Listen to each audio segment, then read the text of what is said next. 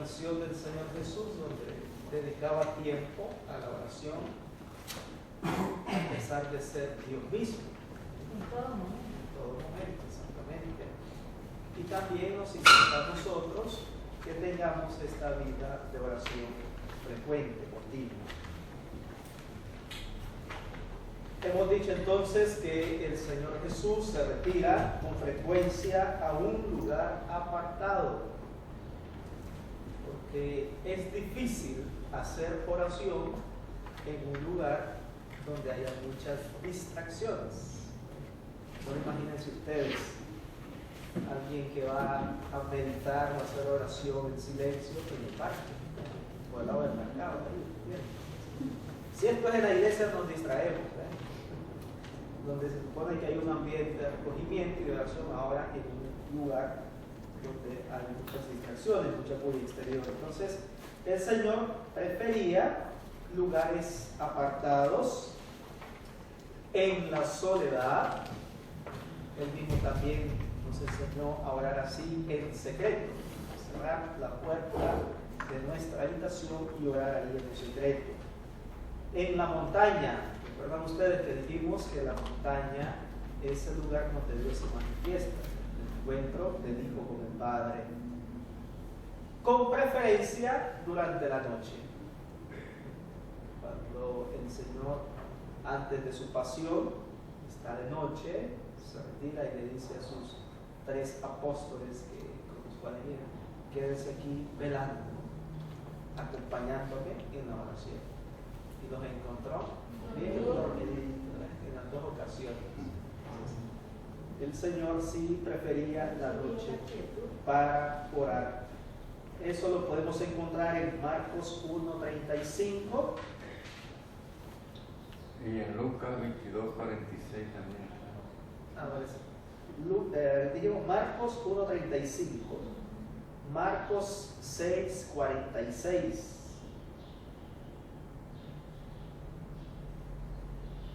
Lucas 5:16.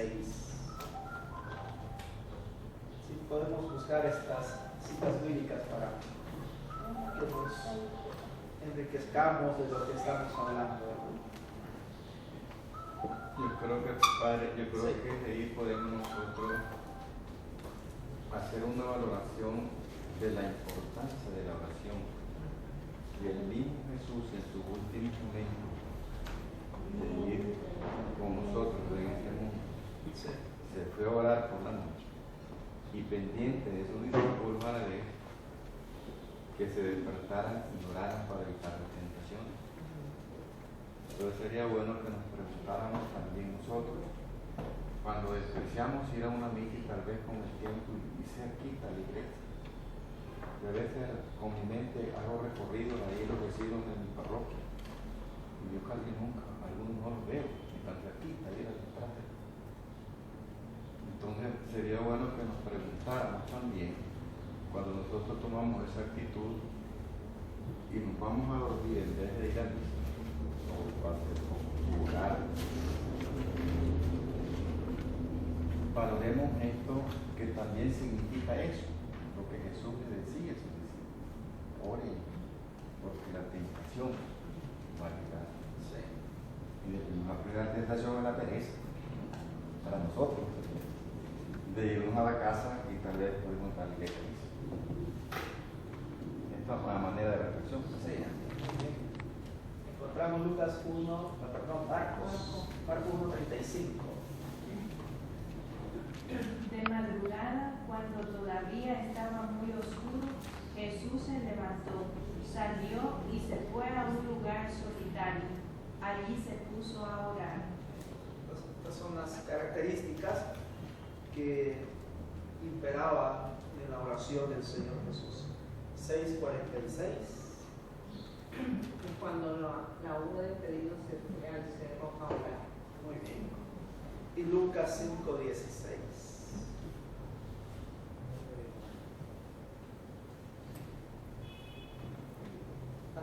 Pero él buscaba siempre lugares solitarios donde orar. Muy bien. Si es que también igual nosotros estamos invitados a esto, a retirarnos a la soledad, a un lugar donde hay un ambiente que nos facilite la concentración en la oración. Y ya en Lucas, fíjense, el mismo 22, 45, 46, que es la continuación de lo que vimos antes, dice, se levantó de la oración, fue a sus discípulos, que es lo que decía, y los encontró dormidos por la tristeza, y les dijo, ¿por qué duermen? Levántense y lloren para que no caigan en la tentación. Así es, que estar fortalecidos entonces a través de la oración. Igualmente, el Señor Jesús lleva a la humanidad en su oración. Nosotros estamos en la oración del Señor Jesús. Es decir, Él pide por nosotros. Él es intercesor de la humanidad. Y ofrece a toda la humanidad al Padre. Y una vez que se ofrece Él, nos ofrece a sí mismo. Es decir, junto con el sacrificio, con la ofrenda del Hijo, también la humanidad es ofrecida. Y eso lo podemos encontrar en el Evangelio de San Juan, capítulo 17, que se le conoce como la oración sacerdotal. ¿Por qué oración sacerdotal? Porque el sacerdote, la figura del ministerio sacerdotal es para ofrecer sacrificios, es para orar en favor del pueblo. Para eso está el ministerio sacerdotal del cual yo participo, para ofrecer el sacrificio eucarístico y orar por el pueblo. Y en esa oración sacerdotal encontramos unas palabras preciosas del Señor Jesús. Vamos a buscarlo acá. Bien, a partir del versículo 9 del capítulo 17 de San Juan, por ellos te pido, es decir, por los discípulos, no los apóstoles, sino los discípulos. ¿Quiénes son los discípulos? Todos los que seguimos al Señor. Por ellos te pido, no por el mundo, sino por los que tú me has dado, porque son tuyos. Y todo lo mío es tuyo, y todo lo tuyo es mío, y yo he sido glorificado en ellos. Y continuemos más adelante en este capítulo 17 de San Juan. Estamos en el versículo 17. Capítulo 15, versículo 15.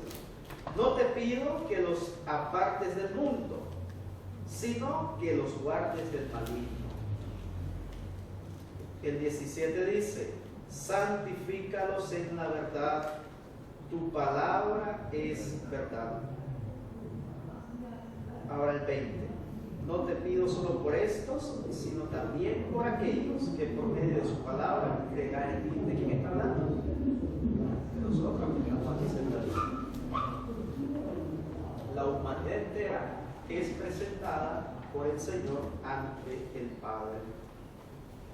Te pido para que todos sean uno, como tu Padre en mí y yo en ti, que ellos también sean uno en nosotros, para que el mundo crea que tú me has enviado.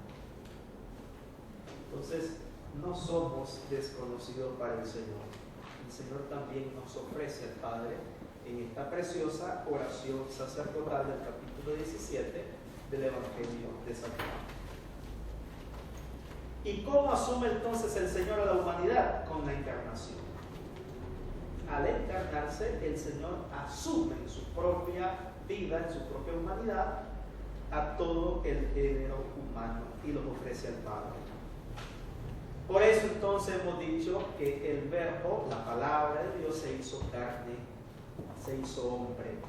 El Verbo ha asumido la carne y comparte de esta manera la oración humana con todos los que viven, es decir, con todos los hermanos. comparte también las debilidades para librarnos de ella. El Señor Jesús, al ser hombre, se cansaba de tanto caminar, sentía hambre, sentía sueño, se enfermaba. Entonces, el Señor asume también nuestra condición humana para liberarnos de lo malo, de las debilidades. Para eso lo ha enviado el Padre, para liberar a la humanidad. En muchas ocasiones los evangelios están llenos de oraciones del Señor Jesús.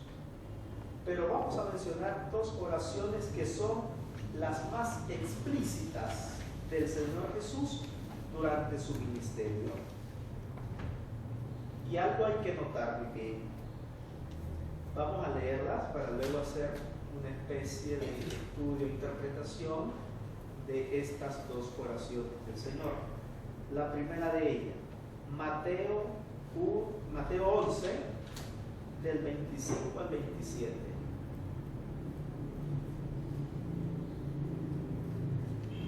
Mateo 11, del 25 al 27. Y la segunda es Lucas 10, del 21 al 23.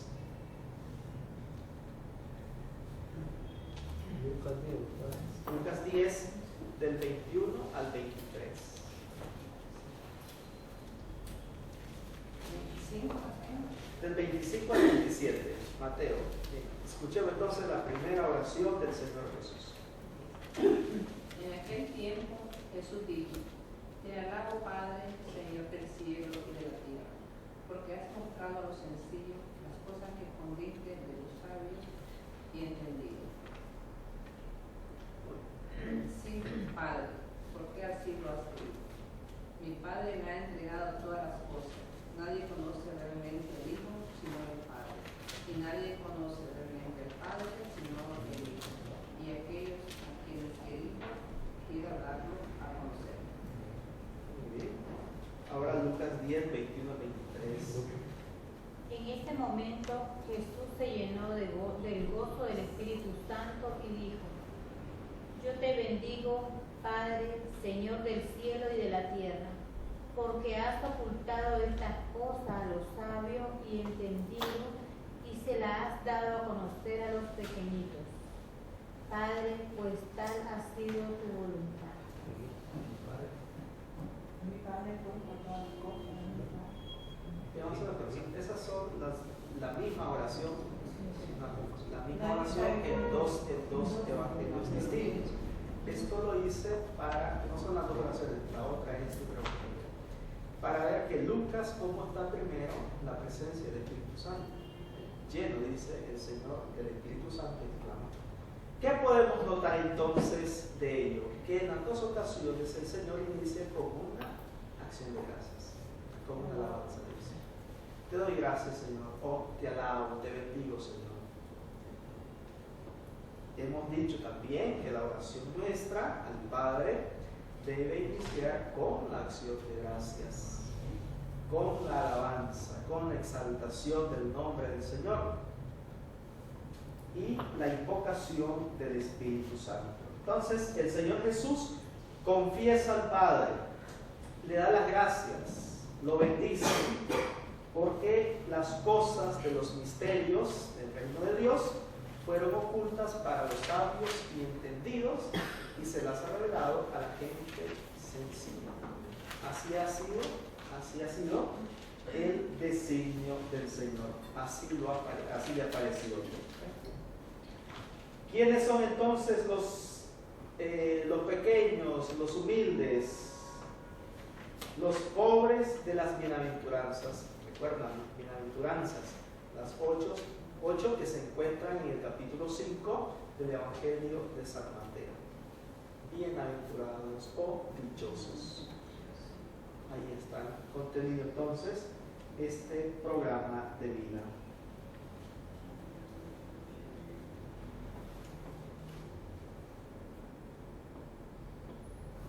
Y el mismo Evangelio dice: sí, Padre, así te ha parecido bien, así lo has querido. semejante al sí de la Santísima Virgen María. Hágase en mí según tu palabra. Toda la oración entonces del Señor Jesús está en esta adhesión amorosa de su corazón de hombre al misterio de la voluntad del Padre.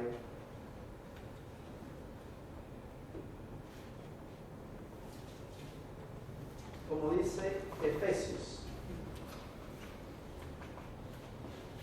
dándonos a conocer el misterio de según su voluntad, según el benévolo designio que en él se propuso de antemano. Es la voluntad del Padre.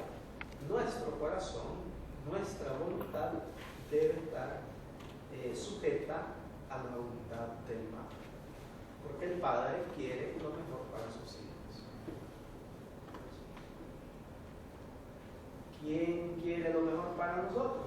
No nosotros mismos, no, es Dios. Dios quiere lo mejor para nosotros. Y la segunda oración, ahora sí, la segunda oración del Señor Jesús, así de manera expresa, es Juan 11, 41 al 42. Juan 11, del 41 al 42. Yo le pido al Señor que el Señor me lo va a conceder en el momento preciso. No quiere decir que ya me lo va a conceder, sino que realmente en el momento preciso, que es lo que me conveniente, pienso yo, ¿verdad? A este momento nos va a conceder. Exactamente.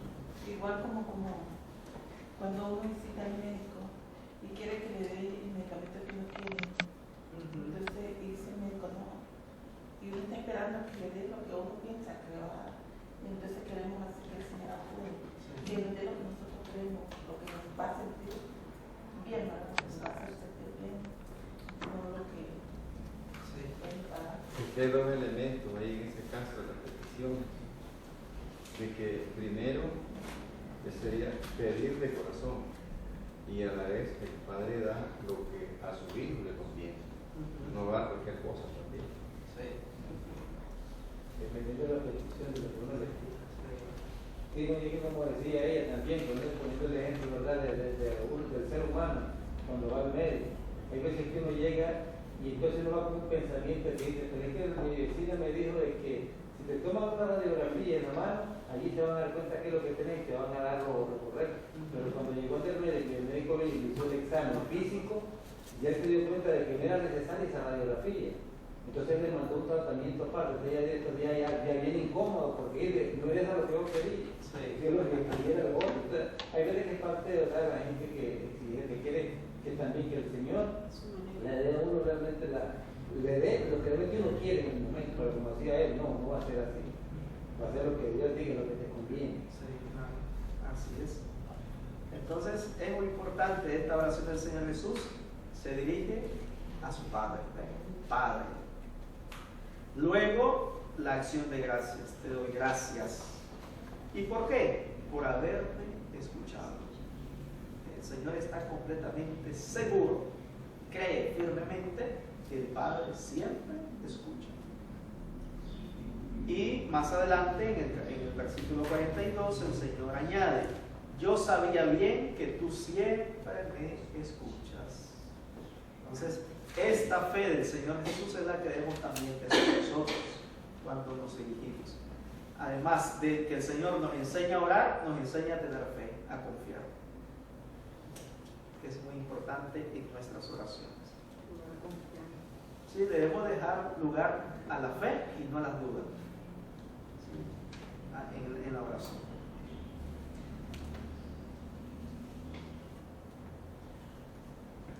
¿Qué implica esto? Que el Señor pedía a cada momentito, constante, en cualquier momento. Yo sabía bien que tú siempre me escuchas. Así, apoyada en la oración de gracias, la oración del Señor Jesús nos revela cómo debemos pedir. Es, digamos, el proceso de la oración. Antes de que lo pedido sea otorgado, Jesús se adhiere a aquel que da y que se da en sus dones. ¿Cuál es el regalo, el don más precioso que Dios nos puede dar? Él mismo.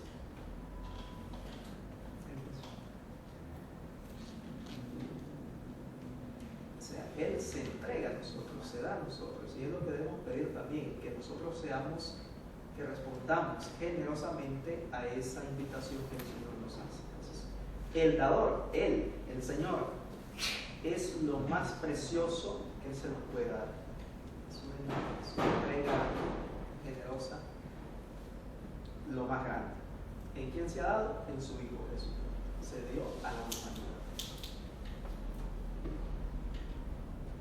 Y por eso entonces Dios debe estar en el corazón de cada uno de sus hijos. Ya lo demás, la salud, el bienestar, la paz, la felicidad, lo que sea, ya viene por añadidura. Pero lo más precioso que se nos puede dar es Dios mismo. Hablamos también de la oración sacerdotal del Señor Jesús, el capítulo 17 del Evangelio de San Juan, que ocupa un lugar único y muy especial en la historia de la salvación. ¿Por qué? Porque en esta oración sacerdotal se presenta el Señor Jesús así como lo que es, como un sacerdote, el sumo y eterno sacerdote. ¿Qué es lo que hace el sacerdote? Ofrece el sacrificio. Y al ofrecer el sacrificio, recoge las oraciones de toda la asamblea y la presenta junto con las ofrendas. Por eso aquella invocación para iniciar el ofertorio: oren, hermanos, para que este sacrificio mío, yo como sacerdote lo ofrezco, y también ustedes. ¿Por qué? Porque sus oraciones están presentadas al Padre en esa oración. Por eso, Francisco, viene entonces la liturgia eucarística, la presentación de los dones, las ofrendas. Hermanito, ¿qué ofrece usted cuando se está preparando el altar? A veces estamos buscando para ayudar a la colecta, y no le importamos, nos distraemos en esas cosas. Deberíamos también decirle: Señor, junto con esta ofrenda de pan y vino, te ofrezco mi vida y mis necesidades, mis oraciones. Porque todo es recogido en esa oración. Por eso el Señor Jesús es sacerdote, porque carga sobre sí mismo las necesidades de la humanidad. En ese capítulo 17 del Evangelio de San Juan.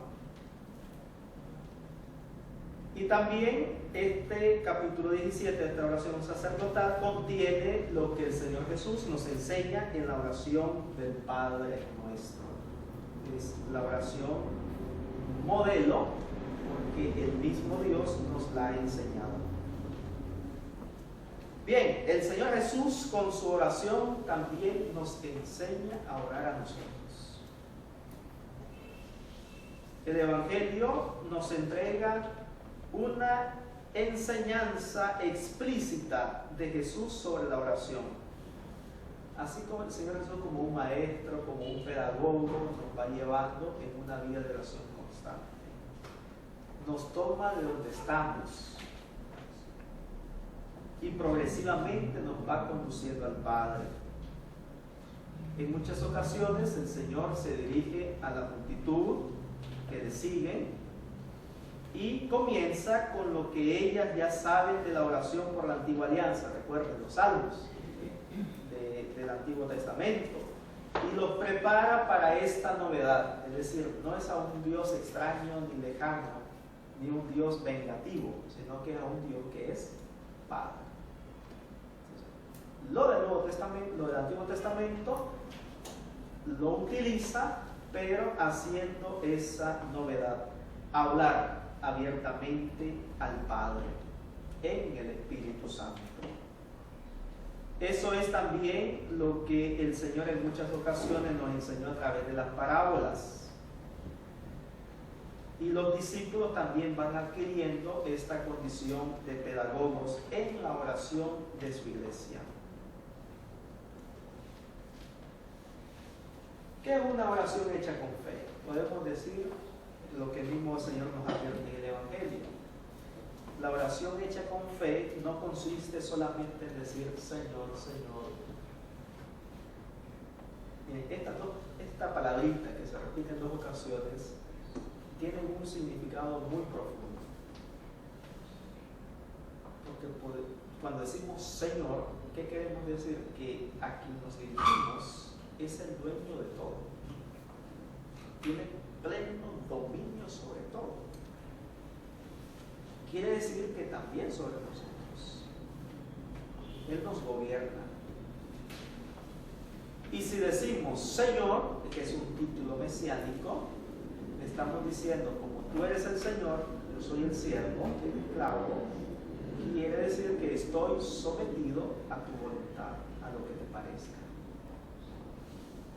Entonces, no solamente digamos Señor, Señor, no. Y el mismo Señor lo advierte también. El Señor Jesús lo advierte. Entonces, decir esas palabras de Señor, Señor, no consiste eso una oración hecha con fe. ¿Qué es necesario? Disponer el corazón para hacer la voluntad del Padre.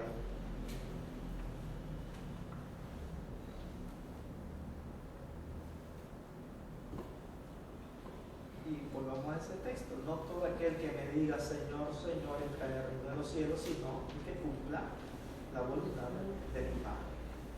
Entonces, una oración hecha con fe es preparar nuestro corazón para hacer la voluntad del Padre. El Señor Jesús también invita a sus discípulos a llevar a la oración esta voluntad de cooperar con el plan divino. Señor, quiero hacer tu voluntad. Y como lo mencionábamos en el tema al inicio, ¿a quién iré? ¿Quién hablará por nosotros? Aquí estoy, Señor, envíame.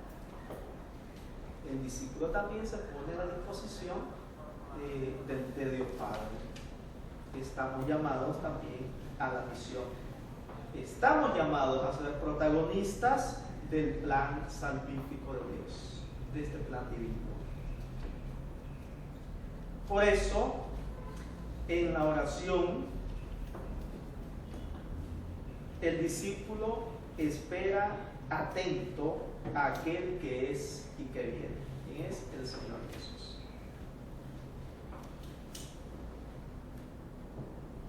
Recordando siempre su primera venida en la humildad, su primera venida en la carne, donde nació en un lugar pobre y humilde. Recordando, esa debe ser nuestra oración, recordar ese gesto de amor que el Señor tuvo para nosotros, para con nosotros, de hacerse hombre, de encarnarse para vida. Y en la oración también debemos vivir en la esperanza. ¿Y qué esperamos? Su segunda venida en gloria. ¿Y por qué tenemos miedo a la segunda venida del Señor? Porque no estamos preparados. Nos imaginamos que la segunda venida del Señor Jesús, lo que le llamamos la parucía, o como se le conoce comúnmente el fin del mundo, ¿no? Ya nos imaginamos esas escenas todas dramáticas, sí, todas terroríficas, ¿no? Entonces, ¿quién no va a querer estar con alguien a quien ama? Es lo que sucede cuando dos personas se aman y se separan por mucho tiempo. Ya no hay la hora de encontrarse.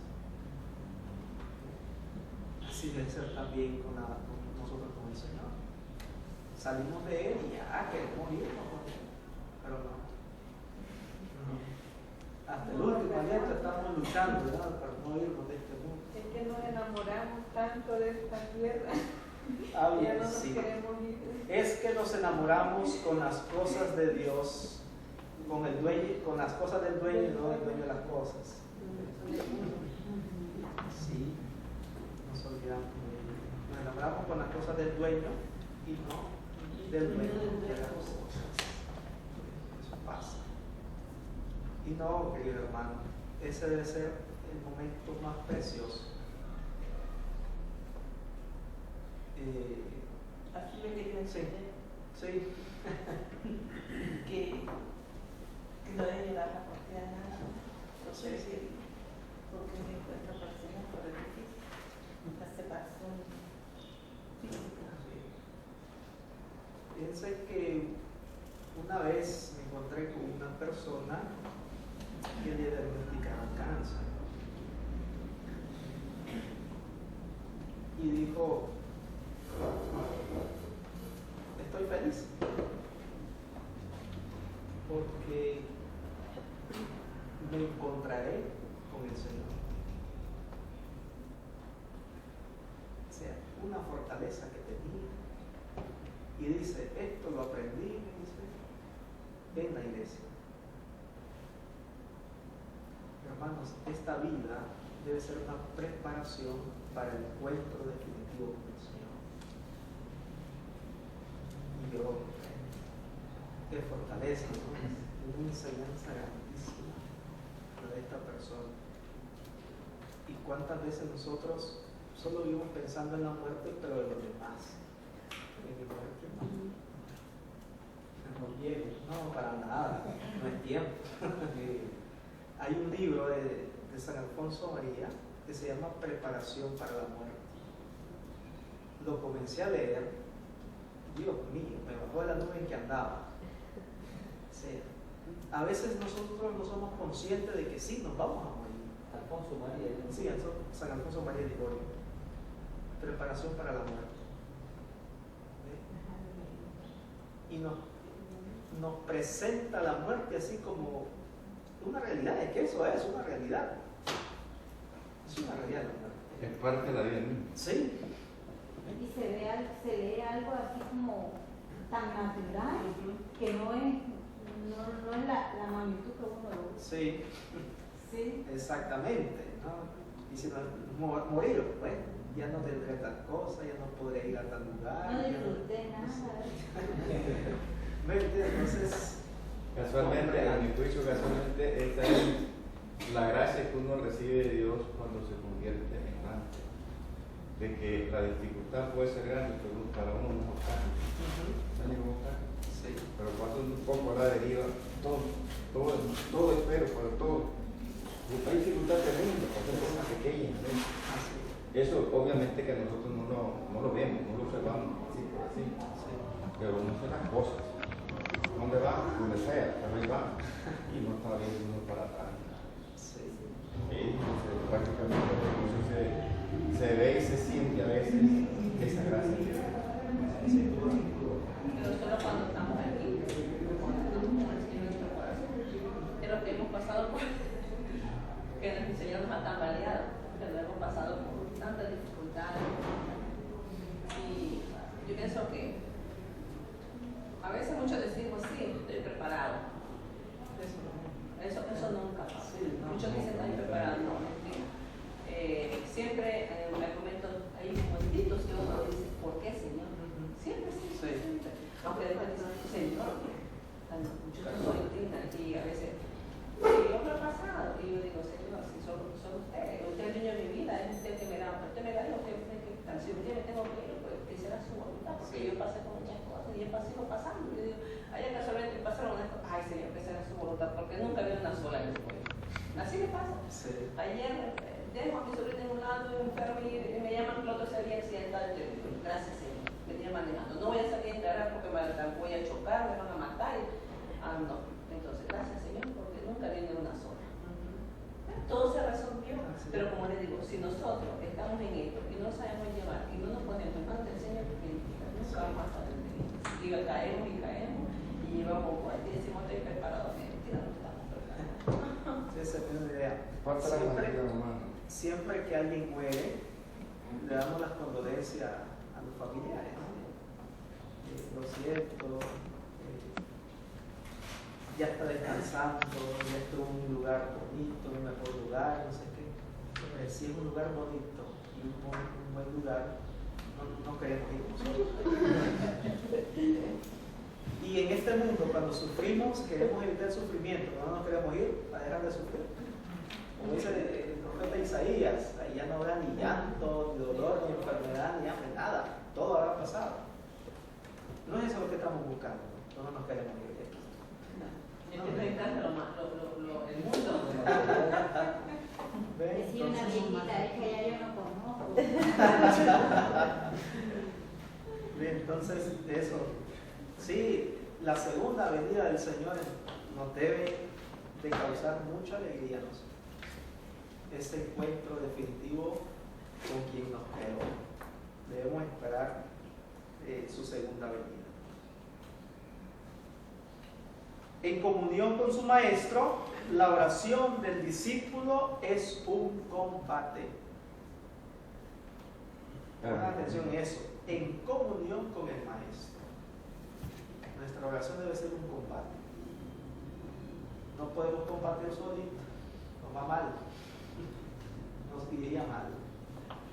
Sino en comunión con el maestro. Es decir, llevar la vida del maestro, rezar como el maestro nos enseñó, la oración del Padre Nuestro. Velando en la oración, si estamos velando en la oración, es como nosotros podemos evitar caer en la tentación. Lo que el Señor le dijo a los 3 discípulos que se llevó a un lugar solitario en su agonía. Velen, velen, velen, y estén despiertos, porque el diablo ahí anda cerquita. No los tambaleen, no, para que no caigan en la tentación. Padre, pero ¿por qué pasa eso también de que ellos de cuando no están más? Porque ya metido en las cosas de Dios, Satanás está más cerca. Es que no nos quiere cerca. Es que nos ama también. Pero que no lo estamos siguiendo a él. Lo que pasó con Job. No quiere pertenecer. Sí. Mira Job, no me reclama, más bien, ¿no? Bueno, tócale las cositas que tiene y verá cómo nada. Hasta que Job vaya un momento. Y por eso nos debemos estar fortalecidos en la oración para no caer en la tentación. Eso es que si estamos preparados para este combate en la oración a través de la misma oración, este combate espiritual a través de la oración, vamos a sentir que el combate va a ser más fuerte. Sí, porque el diablo tiene sus armas, pero nosotros también tenemos otras. Entonces va a ser más fuerte el combate. Pero si estamos con una varita ahí, vamos a sentir que el combate no va a ser tan fuerte. Ni los sacudos se corren. Sí, y eso pasa. No nos quiere ver cerquita el demonio. El Señor utilizaba muchas parábolas que son fáciles de comprensión, las parábolas. Y no solamente para enseñar alguna lección de vida, sino también utilizó el Señor 3 parábolas para indicarnos cómo debe ser nuestra oración. 3 parábolas que el Señor nos ha indicado sobre la oración. La primera de ellas, Lucas 11, del 5 al 13.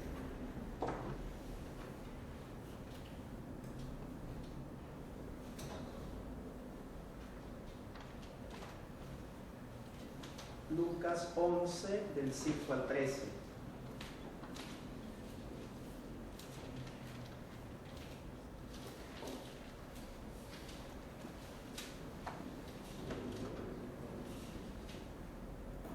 Dice, Sí. también le dijo Jesús, supongamos que uno de ustedes tiene un amigo y que a medianoche va a su casa y le dice, amigo, préstame 3 panes, porque un amigo mío acaba de llegar de viaje a mi casa y no tengo nada que dar. Sin duda el otro no le contestará desde adentro, no me moleste, la puerta está cerrada y mis hijos y yo ya estamos acostados, no puedo levantarme a darte nada. Le digo que aunque no se levante a darle algo grosero, Sí, sí. por ser su amigo, lo haré por su impertinencia y le dará todo lo que necesite. Así que yo le digo, pidan y Dios les dará, busquen y encontrarán, llamen a la puerta y se les abrirá. Porque el que pide recibe, y el que busca encuentra, y el que llama a la puerta se le abre. ¿Acaso alguno de ustedes que sea padre sería capaz de darle a su hijo una culebra cuando le pide un pescado? ¿O darle un alacrán cuando le pide un huevo? Pues si ustedes que son malos saben dar cosas buenas a sus hijos, cuanto más el Padre Celestial dará el Espíritu Santo a quienes se lo pidan. Muy bien. ¿Cómo debe ser nuestra oración? Como digo, impertinente, oportuno, ese que está ahí molesto. Sí, es el sábado pasado estudiamos esos 3 verbos, las 3 acciones de buscar, de tocar y de llamar. Llamar, sí. Entonces, esa debe ser nuestra oración. Perseverar. Sí, exactamente, así es. Entonces, yo me acuerdo, bueno, yo siempre hago la comparación de lo que dijimos el sábado pasado también, de Santa Mónica, ¿no? 30 años, pasando por su madre, 30 años por su hijo, Santa Rita de Casia y a muchos otros santos pidiendo por su propia conversión. Y nosotros a la semana no miramos cambio, ya no pude. Vamos a visitar a otras personas, tal vez, brujos y hechiceras. Si Dios no pudo, pues este sí va a poder. Entonces, ¿con qué facilidad nosotros abandonamos nuestra vida de oración? Padre, es que yo vengo años pidiendo cambiar de vida y de dejar tal cosa y mire, no he podido. Habría que ver si, cierto, con qué insistencia nosotros estamos pidiendo en la oración. Nuestra oración debe ser esa gente que molesta, porque a veces decimos, ay Señor, vengo con lo mismo, decían, bueno, está bien, ¿no? Eso es lo que pide, que seamos como ese. Semejante a la segunda parábola de la oración, que la encontramos en el mismo Evangelio de San Lucas 18:1-8.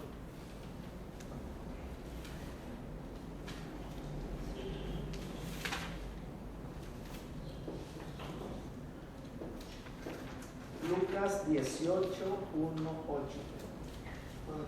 Sí. 1:8. Del 1 al 8. Jesús les mostró como un ejemplo que debían orar siempre, sin desanimarse jamás. En una ciudad había un juez que no temía a Dios ni le importaba a la gente. En la misma ciudad había también una viuda que acudía a él para decirle, hazme justicia contra mi adversario.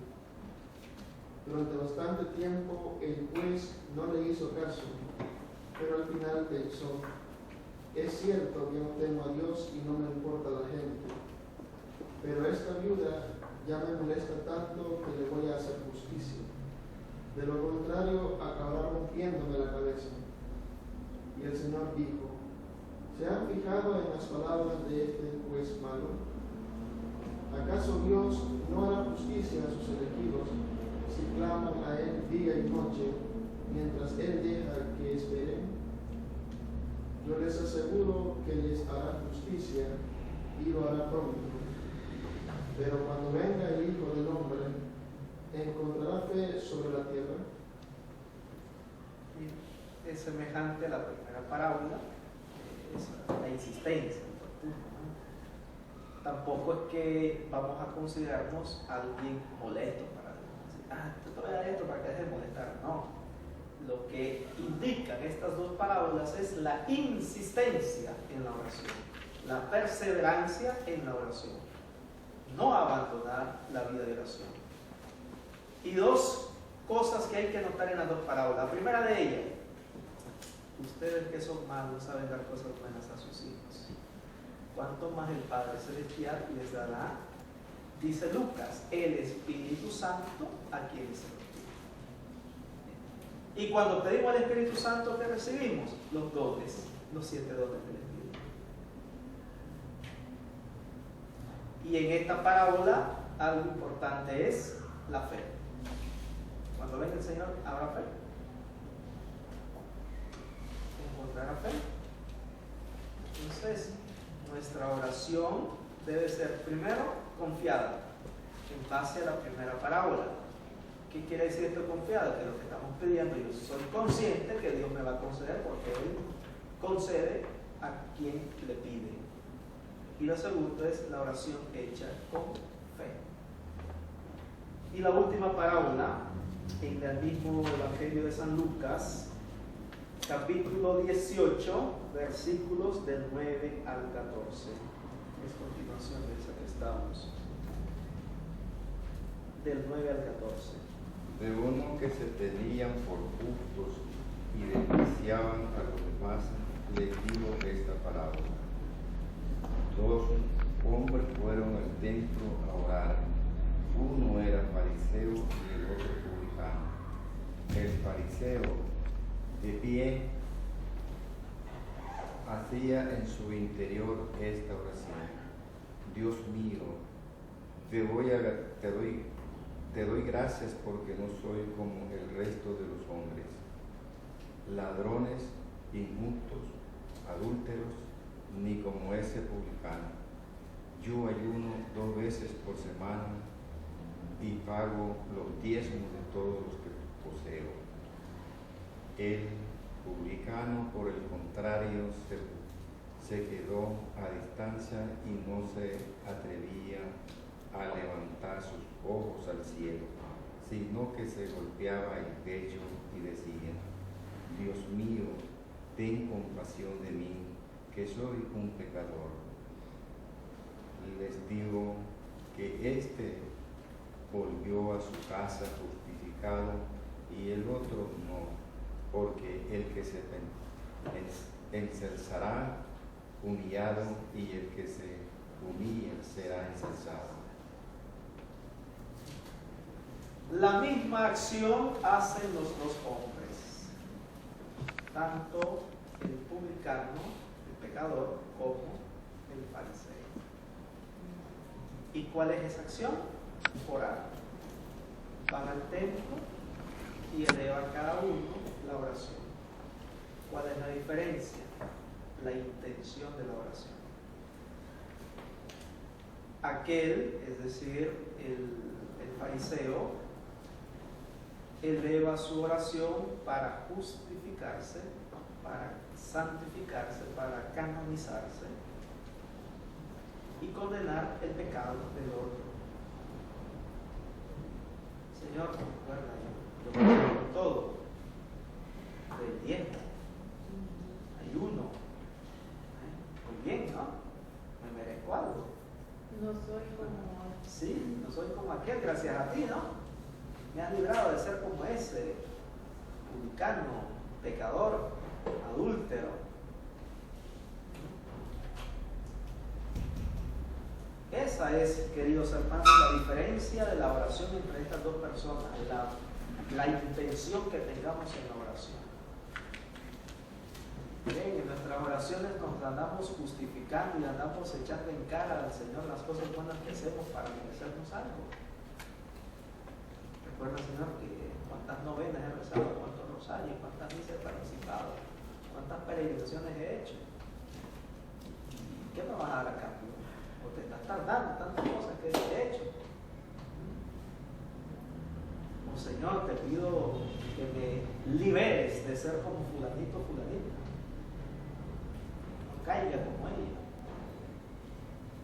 No, queridos hermanos, nuestra oración entonces debe ser humilde, pero con humildad de corazón.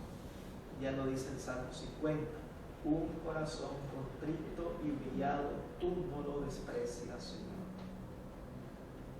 Así debemos presentarnos al Señor en nuestra oración, con un corazón contrito y humillado, un corazón humilde, un corazón vacío para ser llenado del mismo Dios. Debemos vaciarnos de nuestros egoísmos, de nuestro pecado, de nuestro orgullo, de todo. Vaciarnos completamente para ser llenados por Dios. Y es la oración entonces de la iglesia. Esta oración que la iglesia nunca ha dejado ni se ha cansado de hacer. Señor, ten piedad. Muchas veces en el Evangelio le decían al Señor: Jesús, hijo de David, ten piedad de mí. Señor, compadécete de nosotros. Aquel padre de familia que le presenta al Señor, a los discípulos del Señor, su hijo que está poseído. Señor, mira, compadécete, si puedes hacer algo, hazlo. Si quieres, hazlo. Entonces, nuestra oración también debe ser esta: Señor, ten piedad. Oh Dios, ten compasión de mí, que soy un pecador. Pero para eso es importante reconocernos como pecadores, no acomodarnos al pecado, porque por desgracia la humanidad ha ido perdiendo el sentido del pecado, y cuando perdemos el sentido del pecado, miramos el pecado normal. Nos acomodamos Sí, al pecado, lo hacemos parte de nuestra vida, es ordinario, normal. Y ahora no hace falta después. ¿Sí? Y hace falta eso. Entonces, vamos justificando el pecado. Justificando el pecado.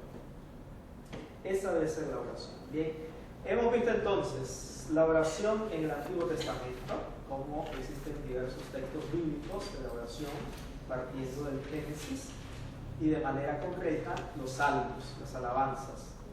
Luego el Nuevo Testamento, cómo el Señor hace cumplir las promesas contenidas en el Antiguo Testamento.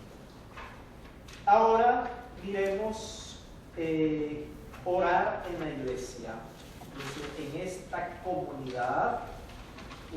Es un subtítulo de este gran título que tenemos, del Ministerio de la Oración. Orar en la iglesia, esta comunidad de hermanos que el Señor ha fundado, su iglesia, la iglesia misma. La iglesia está inmersa en la historia, eso no hay que olvidar. No podemos sacar a la iglesia de la historia de la humanidad. La iglesia surgió, fue creada, fue fundada en la historia del hombre. Por eso la iglesia está inmersa en un contexto sociocultural.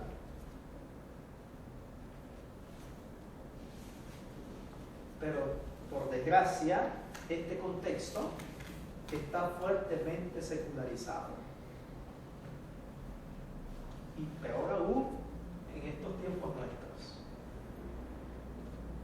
donde Dios es secundario, donde para buscar a Dios ponemos edad o ponemos situaciones de la vida.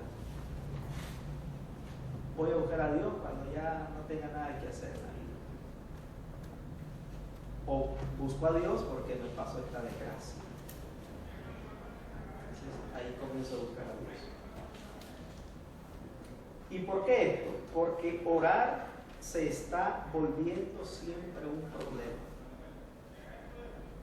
Orar se está volviendo un problema. Es que el hombre de hoy vive tan ocupado, tan preocupado por sus trabajos, por sus asuntos, por las vacaciones, por la casa, por la familia, la economía, y ya no encuentra tiempo para orar. Lo que dijimos el sábado pasado, ¿no? El hombre está inmerso en tantas situaciones que ya no quedó lugar de oración. Cuando encontramos ese pequeño espacio para orar, ya estoy cansado. Gracias, Señor, por este día. Bueno, el hombre está tan metido en las cosas de este mundo que no ha encontrado momentos para la oración. No encuentra tiempo para la oración. Y cuando el hombre tiene tiempo libre, lo ocupa para el descanso. Distinto al ocio o la pereza, el pecado. El tiempo libre debemos dedicar nosotros sí, al descanso o algunas actividades que no requieran tanto de esfuerzo físico. ¿Sí?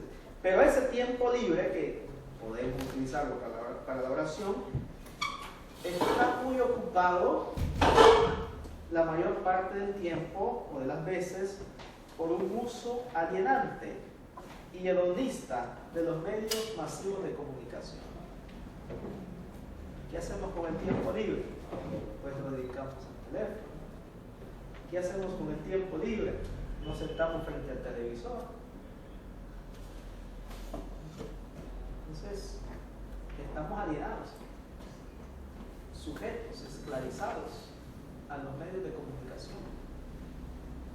Cuando podemos utilizar estos mismos medios para la oración.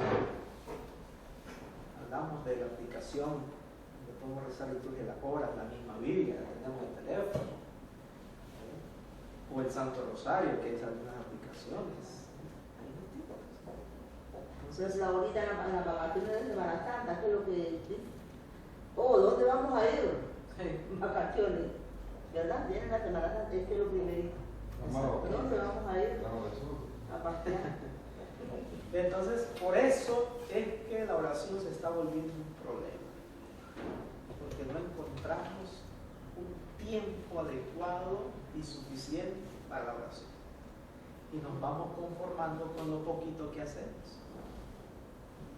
Es suficiente. De todo modo, el Señor ya sabe lo que necesita.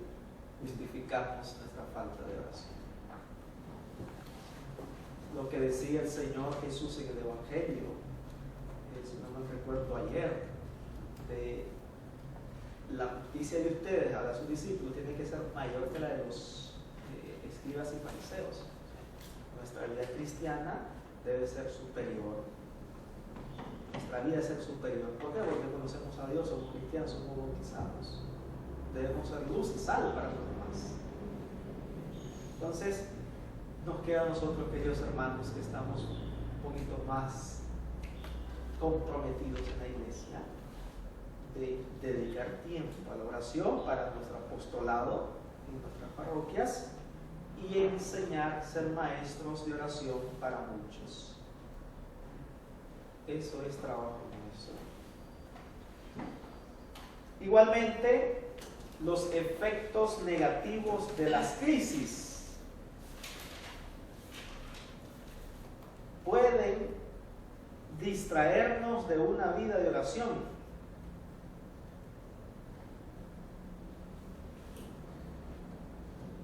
Y generalmente la raíz de estas crisis es profunda, se relaciona con la fe. Cuando pasamos una situación dura, difícil, nuestra fe se tambalea. Recuerdo vimos con los seminaristas en el seminario hace el inicio de este año una película, ¿cómo se llamaba? La de Niña del Árbol. ¿Alguien se acuerda? Bueno, no me acuerdo el nombre, el título de esa película. La mujer, la señora protagonista de la película, Milagros del Cielo, se llama. Milagros del Cielo. ¿Sí? Una mujer de fe. No era católica, era una película estadounidense, católica, una corte protestante, pero una mujer de fe, de culto, de ministerio domingo y quebrantable, la de oración y de pensamiento. Enfermedad de su hija. Y fue donde los médicos, alguna gente de la iglesia le dijo que ese problema de su hija era porque alguno de la familia estaba en pecado.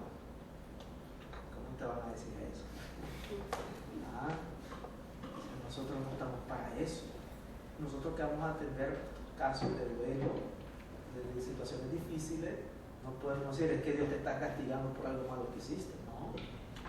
No es ni castigo de Dios ni tragedia de la humanidad, la enfermedad ni la misma muerte.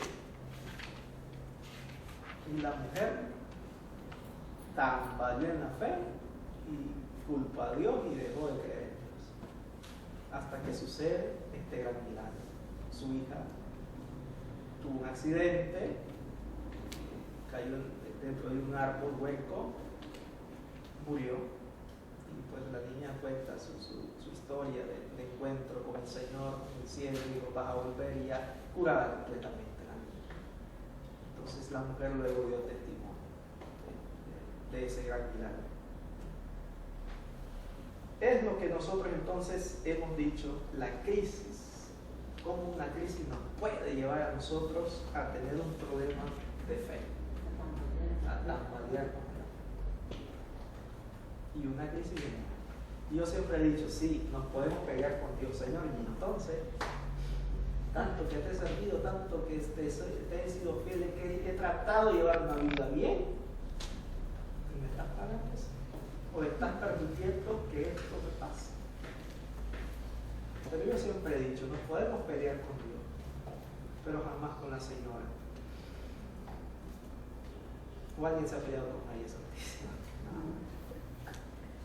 Y cuando nos peleamos con Dios, debemos ir donde la Señora. Señora, hay un problema con tu hijo, ayuda. Entonces, las crisis, queridos hermanos, debemos afrontarlas nosotros, no alejándonos de Dios, sino estando más cerca de Él. Por eso, lo que hablamos ahora más temprano, cuando estamos en una situación difícil de pecado y que nos hemos alejado completamente de la iglesia, no debemos decir, he dejado de orar porque no me he confesado. No. Es cuando más nosotros debemos elevar nuestras oraciones a Dios. Entonces, hay crisis que sí pegan fuerte. Pero también, Padre, sí, esas crisis lo hacen acercarse más a Dios. Sí. No solo nos alejan, sino que alguien, pues nos pasa a nosotros. Tenemos una niña especial, cuando la niña nació, hace 11 años, no pertenecíamos a no servíamos en la iglesia. Sí, todo el tiempo la devoción de ir a misa, todo de verdad, incluso con nuestros hijos, pero no estábamos involucrados en nada de la iglesia. Pero después que la niña nació, cuando acordábamos estábamos siempre. Entonces, la misma crisis no solo lo podemos ver así tan. Exactamente, sí. Fuimos tachados e incluso nos dijeron algo malo están pagando, porque Dios te mandó a esa niña así. Todo lo contrario. Nosotros lo entendimos como padres especiales, porque Dios nos mandó una misión y ahí estamos. Con probabilidades de vida de 2 años llevamos 11. Entonces eso no es porque lo terrenal lo mandó, no que ya solo por la fe en Dios, sí, y tiene su propósito. Esa es la gracia de Dios en Sí. ustedes. Así es que también. sí, es Por gracia. cosas, claro que sí. Y en estos tiempos de crisis, cuando una situación difícil en nuestra vida, podemos marginar la fe. Y ahí volvemos a estos casos de que, bueno, como Dios no pudo, vamos a buscar a alguien que sí pueda. Entonces la fe la marginamos, la dejamos a un lado. Y es inevitable entonces que no se encuentra ya tiempo para los valores del Espíritu. Los dejamos a un lado. Tampoco queda tiempo para la oración. Nos frustramos completamente. Y ahí viene la pregunta, ¿para qué sirve orar? Si no he conseguido nada, ¿para qué orar si Dios no me está escuchando? Queremos que Dios nos resuelva las cosas ahí nomás. Ahí nomás, Inmediatamente. instantáneo. Podemos preguntarnos, ¿y me conviene orar? ¿Qué gano con orar? Y de espíritu no me da nada. Y de esa problemática, Padre, también los protestantes mismos se han aprovechado muy bien. Cuando se dan cuenta que alguien está enfermo, lo van a buscar y lloran por ellos. Entonces, claro, como se está leyendo, ellos leen la Biblia. De alguna manera, pues son ignorantes, lo otro, ellos entienden. Y al final, lo llevan. Sí. ¿Y qué gano con orar? En esos tiempos de crisis se nos vuelve todo oscuro completamente. Y el hombre termina así por no orar, abandonar la vida de oración por completo. Por eso, en estos tiempos, más que negarse a orar, ya no se percibe la necesidad ni la utilidad de la oración. Es decir, nosotros no negamos orar, sino que caemos en esto de no sirve de nada orar. Todos no sirven lo mismo. Sigo sufriendo. No mejoro. Entonces, abandonamos por completo la oración. Pero nosotros, que somos cristianos comprometidos, la oración diaria y frecuente es la expresión más irradiante y convincente de una profunda e interior renovación del hombre. Cuando nos hemos encontrado con el Señor, cuando hemos hecho una experiencia personal de encuentro con el Señor, nos renovamos interiormente. Porque Pablo dice, hay que morir al hombre viejo para nacer al hombre nuevo. Pablo también llega a decir, ya no soy yo quien vive, Cristo quien vive en mí. Nosotros hemos cambiado, nos hemos renovado interiormente, porque la experiencia de la oración libra de todo aquello que en la vida es secundario. Entonces, por eso la oración debe ser muy importante. Y si notan ustedes, pues esta es la razón por la cual la iglesia está volviendo a florecer la necesidad de la oración. La iglesia está buscando cómo el hombre tenga una vida de oración constante, diario, y también de la contemplación. ¿Ve? Este despertar del interés de la oración cristiana constituye uno de los fundamentos y de los aspectos más significativos de la iglesia. De ahí que muchos grupos y movimientos eclesiales se están empeñando notablemente en redescubrir la oración como dimensión esencial para una vida auténticamente cristiana. Ya existen grupos de oraciones, no solamente eclesiales, sino de hermanos que se congregan en algún lugar, en alguna casa, y tienen una vida de oración constante. Grupos destinados completamente a la oración, que mencionamos el sábado pasado. Por ejemplo, en la arquidiócesis de Managua, si conocí este grupo de Mosaire, que ora por las vocaciones, por los sacerdotes y religiosos. De ahí el nombre Mosaire. No sé, otros grupos que ustedes pueden conocer que se dedican propiamente a la oración.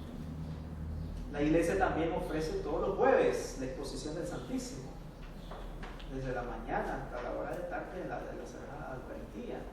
Pasa el Santísimo expuesto, nos está ofreciendo las capillas perpetuas de oración, que aquí en este día tenemos dos, si no me equivoco, San Antonio, perdón, el Calvario y el Niño. ¿Tienen las dos? Estas capillas perpetuas de adoración. Las puertas de los templos deben estar abiertas para que nosotros podamos acceder al Santísimo. Entonces, la iglesia está queriendo que el hombre vuelva, que el hombre tenga una constante vida de oración y de contemplación, de ser agradecidos con el Señor. Bien, hasta aquí entonces este primer tema. Los demás son cortos, no hay preocupación. Los otros 8 más cortos de los otros 2 temas que estoy ahora los resolvemos, terminamos. Entonces, no sé si hay algún otro comentario sobre este primer tema del ministerio, la oración como ministerio. Hemos visto cómo ha surgido en la historia de la salvación, es decir, en las Sagradas Escrituras, la oración y la necesidad de la oración. Es necesario para nosotros orar y orar siempre. Orar siempre. ¿Sí? ¿Algún comentario? ¿Pregunta? A mí se me viene a la mente ahorita que usted decía que hay grupos que se dedican a la oración. Bueno, yo pertenezco a la Renovación Carismática Católica. Entonces nos reunimos, tenemos grupos de oración y nos reunimos exactamente a eso. Pero es oración al Espíritu Santo, de perdón, de alabanza, pero todo es oración y reflexión de la Biblia. Y dentro de oración a veces llega tanta gente tan necesitada. Nosotros tenemos ahorita de asesora a Sol Flor de la Renovación Carismática. Y el otro día veíamos y compartíamos un poco a los grupos de oración. Llega muchísima gente que participa o no de las misas de la iglesia, incluso ni siquiera de la iglesia católica, y siempre andan buscando creer en algo, para agarrarse de algo y tener fe de que sus problemas o sus necesidades van a ser suplidas de alguna manera. Entonces vemos cómo la oración es como tan fundamental en el ser humano. Necesitamos creer en algo para sentir que no estamos solos y que no está todo perdido. Entonces también sería importante que nosotros desde nuestros puntos pongamos mucha importancia a esto de la oración y también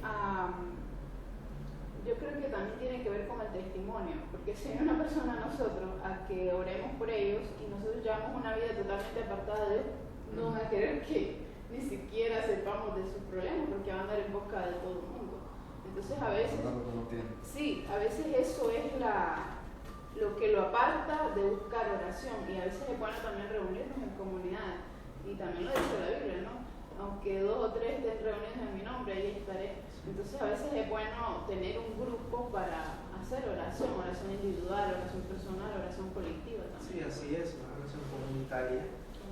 Además de la oración personal, pues somos iglesia, ¿no? Así es. Entonces, debemos reunirnos en oración. Y hay que orar con y en la iglesia. Debemos orar con la fe de la iglesia, a este Dios que se nos ha revelado en la persona del Señor Jesús. Por eso nosotros oramos con la iglesia, es decir, con la intención que tiene la iglesia, que todos los hombres se salven y lleguen al conocimiento de la verdad. Y debemos orar en la iglesia. Importante, somos católicos, no podemos andar nosotros alejados de la iglesia. Entonces, eso se nos invita a orar con y en la iglesia. ¿Algo más? Padre, esto de la oración, yo pertenezco a un grupo de talleres de oración y vida, no sé si ustedes, como el Padre Ignacio Larrañaga, y realmente esa es nuestra misión, que la gente, como le dijera, valore ese momento de oración. Y te enseña ahí las diferentes modalidades de oración, desde la más sencillita hasta la más, ya la de contemplación, de la de elevación. Pero no formamos grupos, sino que lo que hacemos es solo como una preparación de la gente. Y ya cuando se termina ya las 15 sesiones, en las 15 sesiones se va aprendiendo una modalidad. Otra modalidad, así. Después la persona queda con ese hábito de la oración, porque insistimos en que lleve la oración, que vaya, practique la modalidad, la palabra y la vivencia. ¿Y cuál es la vivencia? Poner en práctica lo que se ha leído, lo que hemos practicado en la lectura, porque muchas veces nosotros leemos, pero hasta ahí llegó. Hasta ahí llegó la lectura, ya por algún motivo no entró y por otro no salió. Entonces, en ese es el propósito, esa misión. Y en mi experiencia de vivir ese taller, yo tengo ya 10 años de pertenecer a esa fraternidad de talleres, y damos 2 talleres por año, uno por semestre. Y he ido viendo cómo muchas personas que no tenían el hábito de la oración, o sí lo tenían, pero esporádico, para allá un día, al otro día, así. Entonces, y han transformado su vida a través de la oración, a través de enseñarle el tiempo fuerte, la necesidad de ese tiempo fuerte, y de buscar un momento para esa oración. Ya sea, cada quien dice, bueno, yo tengo tiempo en la mañanita, yo me levanto, estoy fresquita. No, en la mañanita yo voy a decir que va a tomar el trabajo. Bueno, pues al mediodía. Bueno, pues en la noche. La cosa es que ese tiempo no lo descuidemos. Porque si descuidamos ese tiempo fuerte, nos hundimos. Sí. La barca se hunde. Entonces, ese momento de oración, pues, a través de todas estas experiencias, yo he podido comprobar muchas, hasta jóvenes, porque se da talleres de jóvenes, niños, en matrimonio. Y muchos jóvenes, ellos han encontrado, como decir, un camino, porque ya están ahí como desorientaditos y se han encaminado en esa oración. Y se nos enseña ahí el tiempo fuerte, como decíamos en el Evangelio que hemos leído, que el Señor te retiraba a estar largo en la montaña, solo, en soledad, en la noche, en la madrugada, ¿verdad? Entonces es una de las cosas de enseñar la oración como le dijera, en el silencio, encontrar ese silencio para el Señor. Y no solo estar lidiable, sino que ese momentito de adoración, de silencio y de contemplación que se enseña a través de ese país. Y es una forma, pero ahí hay un detalle. Cuando usted les programa, pues les dice, les anuncia, mire, vamos a un taller y tal cosa. Sí, al momentito se emociona la persona porque es la orar, ¿no? De aprender a orar. Pero cuando usted le dice, son 2 horas semanales. Ay, 2 horas semanales. Esas 2 horas semanales es como difícil.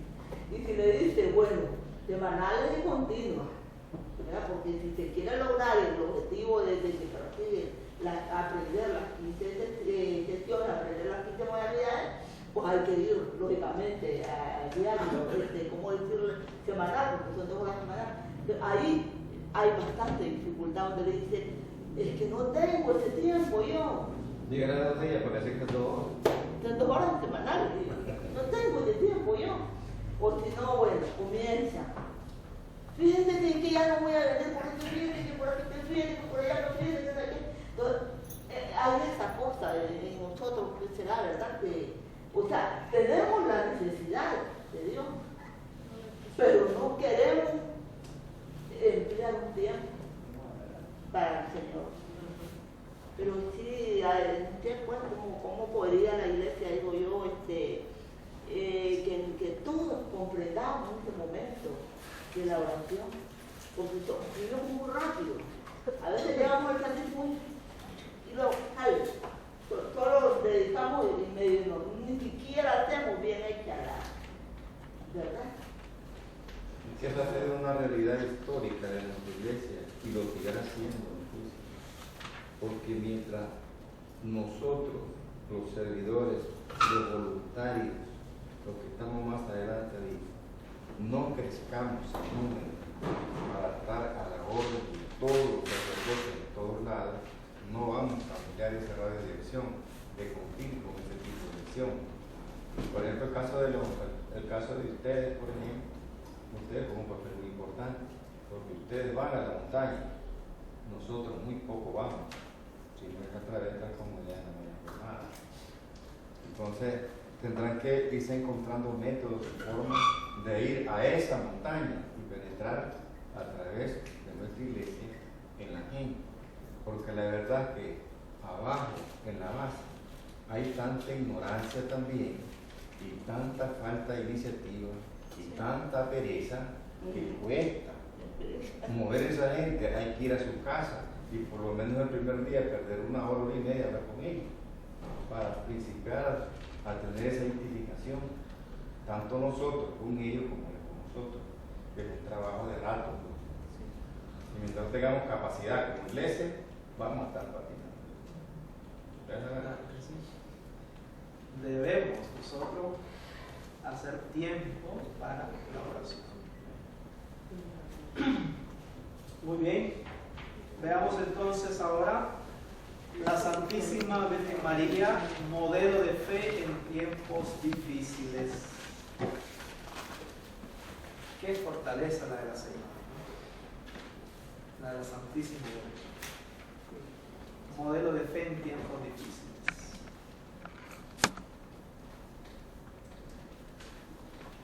Somos conscientes nosotros que la vida terrena de la Santísima Virgen María estuvo llena, estuvo afligida por muchos acontecimientos dolorosos. Por eso le invocamos nosotros como Virgen de los Dolores. Hay una advocación de la Señora que le llamamos Virgen de los Dolores.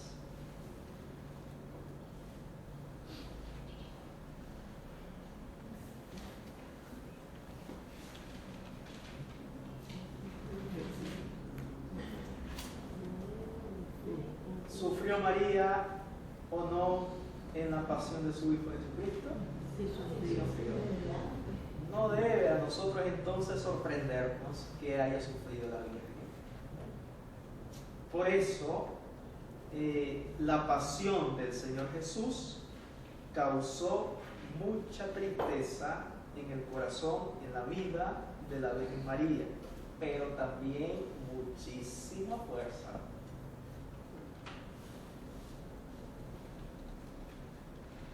¿Quién estuvo tan cerca de Cristo como ella? Nadie. Dice el Evangelio de San Juan que al pie de la cruz. Nadie estuvo tan cerca de Cristo como ella. Por eso el dolor es grande de la Santísima Virgen María. Y con este dolor su alma no se quebranta. Firme siempre, fortalecida. Sin duda alguna, en la Virgen María nosotros encontramos muchísimas bendiciones, encontramos consoladoras fuerzas en la Madre Dolorosa. Precisamente por ello, ante los acontecimientos de nuestra vida, en las enfermedades, en la desgracia, en los dolores, en los sufrimientos de este mundo, el culto de la Virgen Dolorosa es una de las más abundantes fuentes de consuelo y de paz.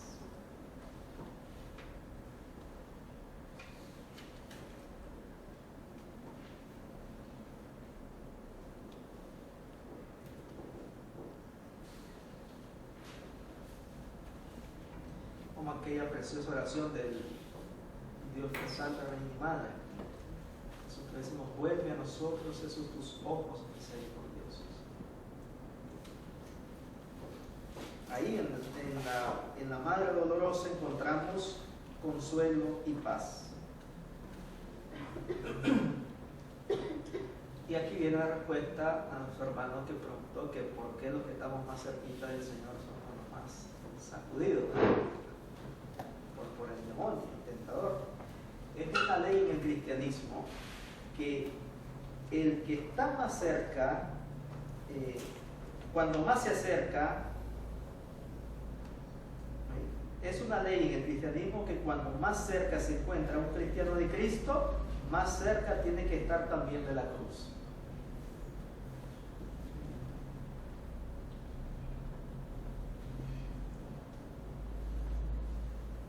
Según esto que ya hemos dicho, que entre más cerca estamos de Cristo, estamos también más cerca de la cruz. Según esto, María Santísima sufre y participa de la amargura de la pasión de su Hijo.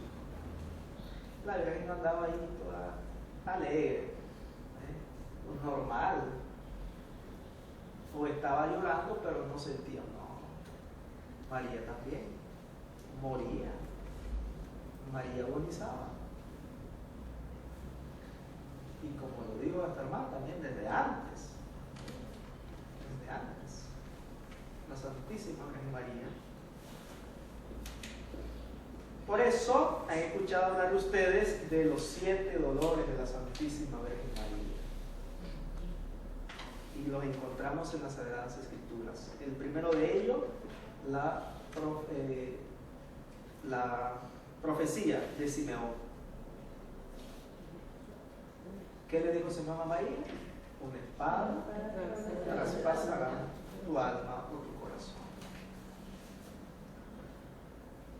Hombre, qué dolor para una madre escuchar eso de su hijo recién nacido. Refiriéndose al niño, será motivo de contradicción para el pueblo de Israel. Y a ti una espada te atravesará el alma, el corazón.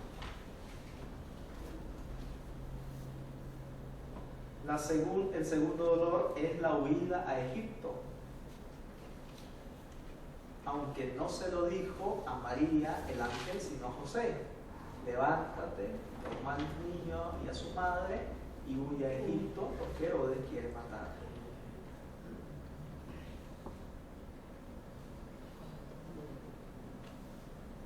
Imagínense a Egipto, tierra extranjera. A la Biblia. ¿Dónde iba a ir a vivir allá? ¿Por cuánto tiempo? ¿De qué iban a vivir? ¿De por qué se iban a mantener? Sí. Y con un tiernito. Entonces, el dolor que causa también a la madre, la huida a Egipto. Otro dolor, el niño Jesús perdido y hallado en el templo. ¿Qué hubiera hecho un padre de familia en estos tiempos si se le pierde un hijo? Primero desesperanza. Y luego, que lo encuentra, Regañarlo y pegar. Explotar. sí. María, en cierta manera, le dijo: ¿qué pasó? ¿Qué pasó? Todavía estábamos bien preocupados, porque no parecía. Y la respuesta del niño, ¿no? Debo estar en las cosas de mi padre. Y qué bellamente lo dice el evangelista Lucas, que María conservaba todas estas cosas en su corazón. Sí. Ella fue capaz de comprender lo que le quiso decir el niño, es decir, Él es Dios y debe estar en las cosas de su corazón. Pero María tenía la misión de custodiar, de cuidar a Dios aquí.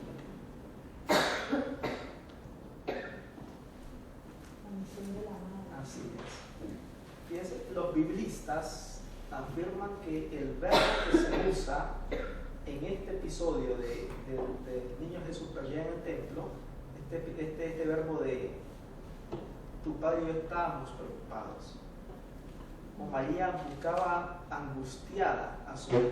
Ese verbo que se utiliza es el mismo, al menos en el griego, es el mismo que se utiliza cuando María estaba al pie de la cruz. Imagínense entonces cuánto dolor le daría a María haber perdido a su hijo. Lo mismo que sufrió en la cruz, María lo estaba sufriendo cuando lo perdió. Entonces, María no andaba ahí como desorientada, ahí que pasó, histérica y todo, ¿no? Ella también moría agonizada por su hijo cuando se le había perdido. Otro dolor es el encuentro con su hijo cuando va camino al Calvario llevando la cruz.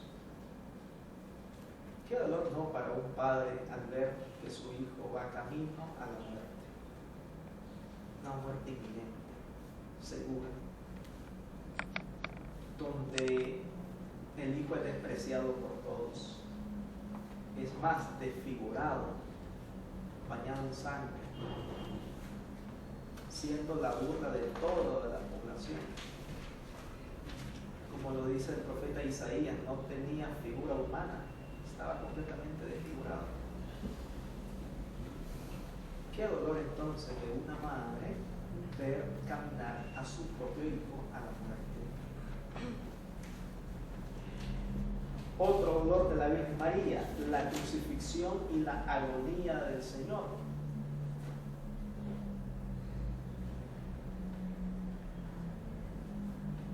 El suplicio de la cruz era una de las muchas maneras como debían morir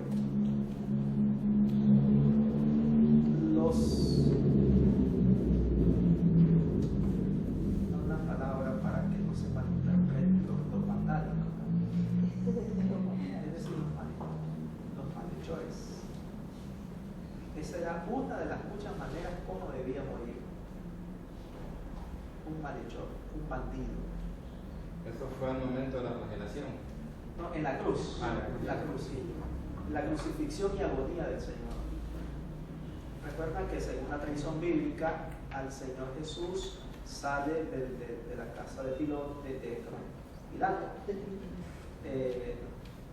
pretorio en torno a las 9 de la mañana, lo crucifican al mediodía, como las 12, y él muere a las 3 de la tarde. ¿Sí? Según el texto bíblico de San Juan. Sí, a las 3 lo crucifican al mediodía, a las 12 más o menos, y muere a las 3 de la tarde. Ahora no. Sí. Entonces, ¿cuánto tiempo ahí en la cruz? Y los malhechores que morían crucificados, pues morían por asfixia. ¿Sientan ustedes cómo están flexionadas ambas rodillas del Señor? Eso imposibilitaba, dificultaba la respiración, es normal, hasta que moría ahí asfixiado y más desangrado, deshidratado. El dolor. Sí. Habiendo la salada. Sí, entonces, la agonía también de la madre al ver a su hijo ahí. La impotencia. Sí, de no poder hacer nada. Único hijo, posiblemente viuda, que no se habla de José, el padre. Qué dolor. El siguiente dolor de la Gran María es la lanzada, es decir, cuando se le abre el costado al Señor Jesús y ya muerto se le coloca en sus brazos. Cuando lo descienden al Señor muerto y lo colocan en brazos de su madre.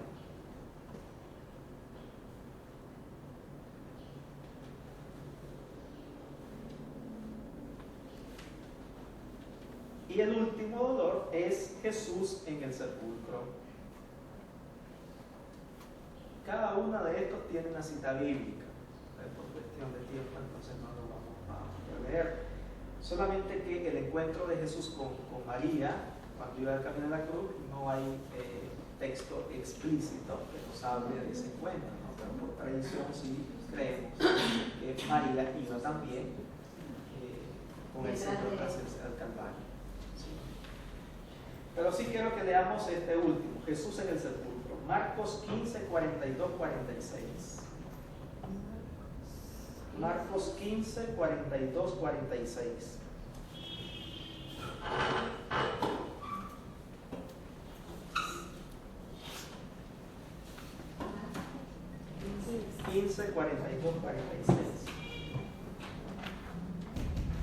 Había caído la tarde, como era el día de la preparación, es decir, la víspera del sábado, intervino José de Arimatea, ese miembro respetable del Consejo Supremo, era de los que esperaban el reino de Dios, y fue directamente donde Pilato para pedirle el cuerpo de Jesús.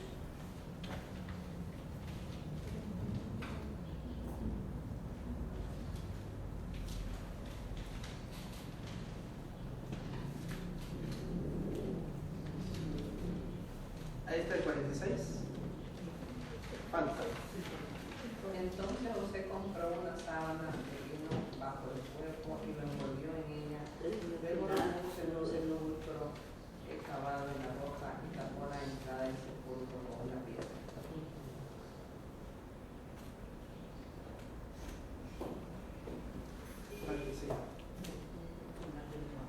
En el 47 afirma: María Magdalena y María, la de José, se fijaban donde era puesto.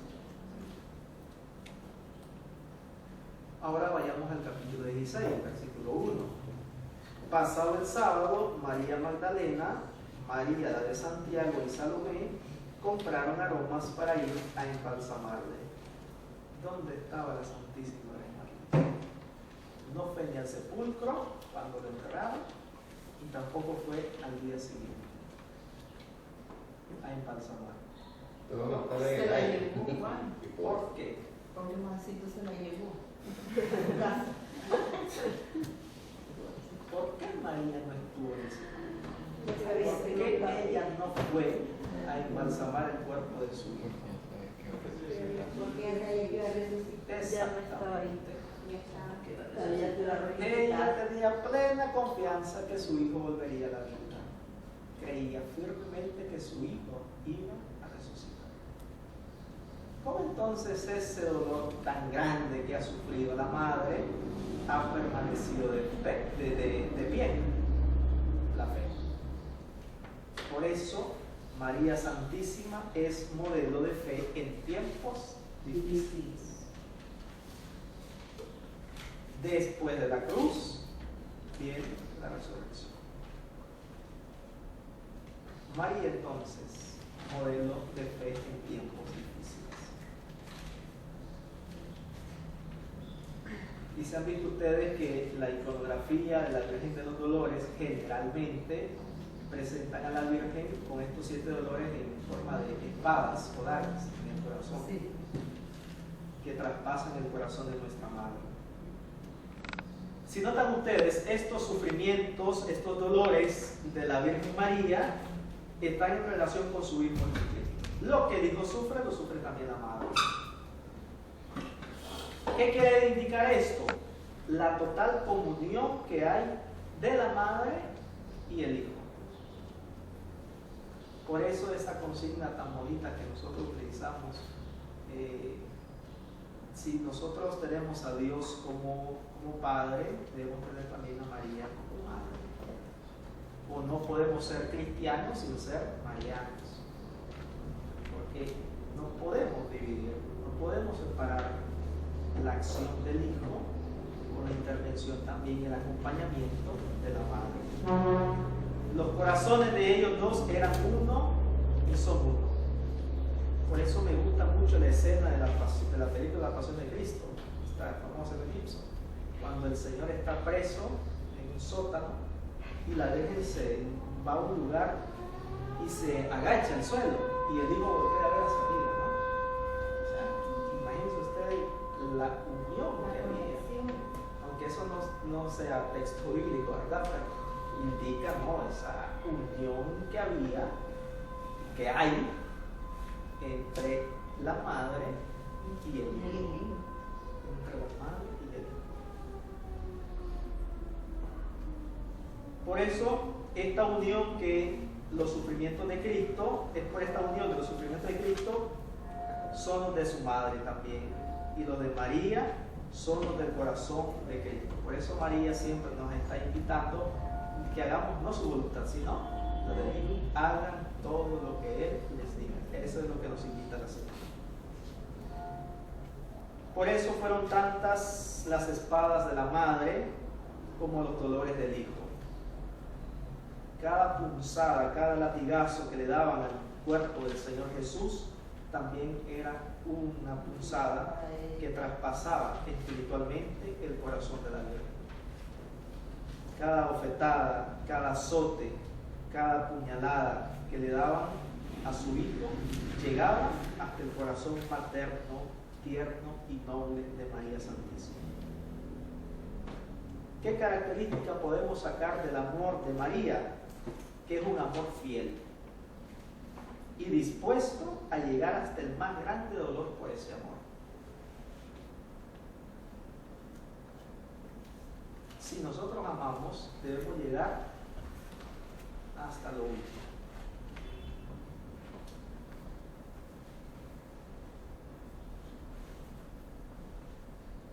Por eso amar duele.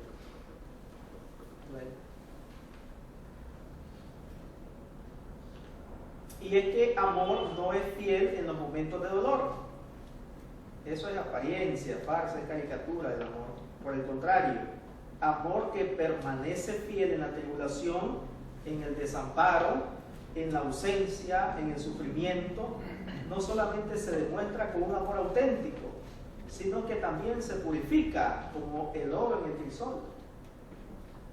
El amor se puede purificar también en estos momentos difíciles. El amor se puede aumentar, el amor se puede agigantar, así como esta llama cuando nosotros encendemos una hoguera de leña seca, como arde. Así el amor también debe consolidarse, debe hacerse fuerte como una piedra que por más más que la golpeen, va a costar que se dañe, que se rompa, que se quiebre.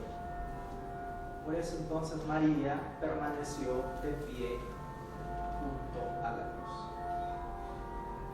Y de ahí debemos sacar nosotros la fortaleza de la Santísima Virgen María. Nos enseña ella a sufrir por amor, a sufrir por su Hijo y a confiar. Ese es el amor, la característica que podemos sacar del amor de la Madre. ¿Sí? Podemos pasar hablando de la Virgen María todo el periodo del diplomado, ¿no?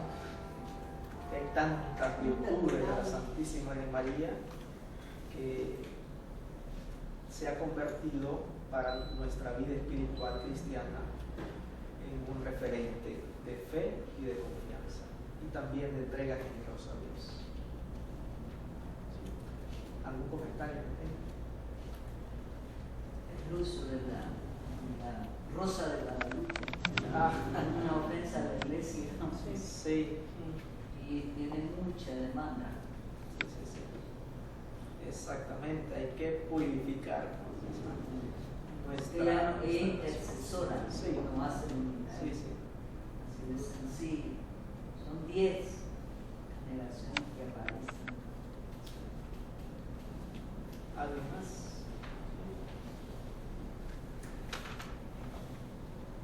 Bueno, si nos vamos a finalizar entonces con este último cortísimo tema sobre la iglesia y los enfermos hundidos en oración. Y vamos a sacar de nuestra cabeza misa de sanación. Porque todas las misas sanan. ¿No existe? No existe. Sí existe la misa de oración por los enfermos. Es que se desaniman, que no pueden ir. Iglesia y qué dijo, y enfermos unidos en oración. Es decir, el acompañamiento que da la iglesia a los enfermos.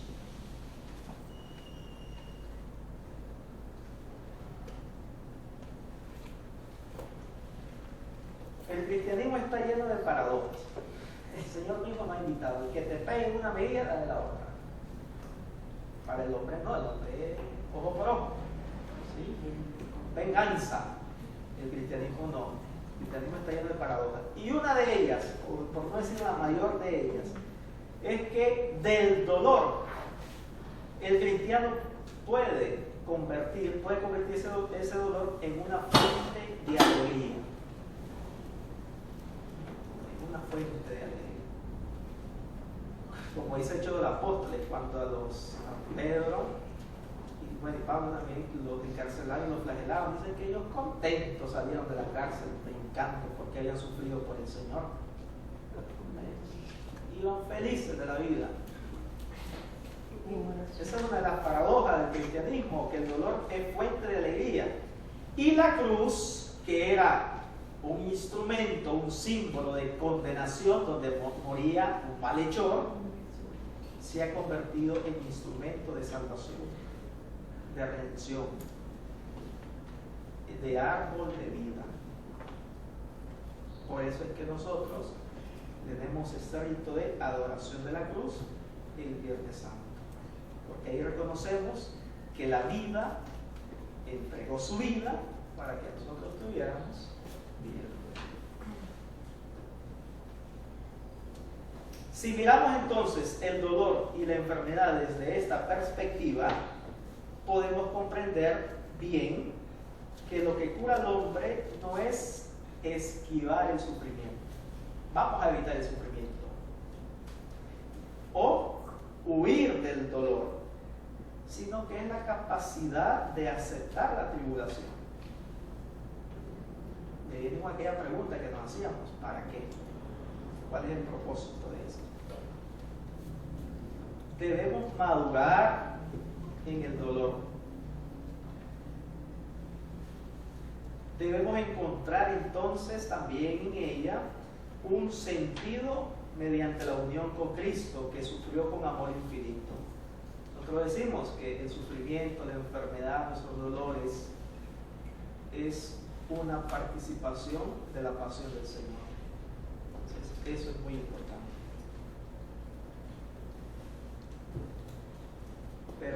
cuidado. Es una falta grave no hacer nada para aliviar el dolor y combatirlo. Eso es una negligencia. Es negligencia. A eso no estamos llamados nosotros.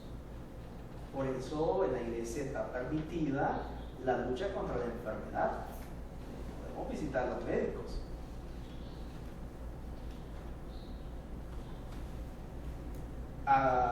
Pedimos al médico divino, o al médico por excelencia que nosotros decimos. Como dice Hechos de los Apóstoles, pasó haciendo el bien y curando a todos los oprimidos por el diablo. Y por último, el Señor ha dejado este ministerio en su iglesia a través de sus apóstoles, un mandato: curen a todos los enfermos. Es un poder que Dios ha dado a su iglesia. Y la iglesia asumió con mucha alegría este encargo del Señor. De hecho, ya en las primeras comunidades cristianas existía la costumbre de que los presbíteros ungieran con el óleo santo a los enfermos para aliviarles de sus enfermedades. Sí. Pero cuando habla ahí de curación se refiere a cura real. También, sí. Igual, es que hay en Hechos de los Apóstoles, que es Hechos de los Apóstoles, el principal sujeto es el Espíritu Santo, pero también los apóstoles, es decir, el trabajo de el inicio de la iglesia, Hechos de los Apóstoles. Como también los apóstoles curaban a algunos enfermos, poniéndole las manos, incluso con la sombra de Pedro, dice el chico. Pura física también. Sí, pura física. Sí. Se va a tener que ver con las dos. Exacto. ¿Por qué? Está atestiguada en Santiago, capítulo 5, versículo del 14 al 16. ¿Hay algún enfermo en la comunidad? Bueno, que llame a los presbíteros de la iglesia para que les pongan las manos, los unjan con el aceite. Y si hay pecados, les serán perdonados. Entonces, esta misión de curar a los enfermos implica la curación física y espiritual. Por eso, queridos hermanos, sé que muchos de ustedes son ministros extraordinarios de la Sagrada Comunión. No sé si habrá alguno de la Pastoral de la Salud. Sí, pero por favor, cuando quieran ustedes o los familiares, por ejemplo, es que debe ser el enfermo quien pide el sacramento, ¿sí? Entonces, vamos a partir de ahí. Es el enfermo quien dice: quiero confesarme, quiero recibir la comunión, quiero ser ungido. Por eso es que no se debe llamar al sacerdote cuando ya la persona está en agonía. Ya no habla. Ya no. Ahora, no podemos hacer unción así. ¿Qué es? Recomendación del alma, porque está agonizando. Entonces, la persona no es consciente de que la iglesia está orando por él. Es muy importante eso. Y otra cosa también, que los familiares tienen miedo de llamar al sacerdote para la unción. ¿Por qué? Porque eso implica que ella va de viaje. Entonces entra en pánico. Sí, entonces no, mejor hasta que ya esté en la última vamos a llamar al padre. Y hay padres que han tenido fama, pues, que lo despachan temprano. Que vuelven a llevar entonces. Cuando llega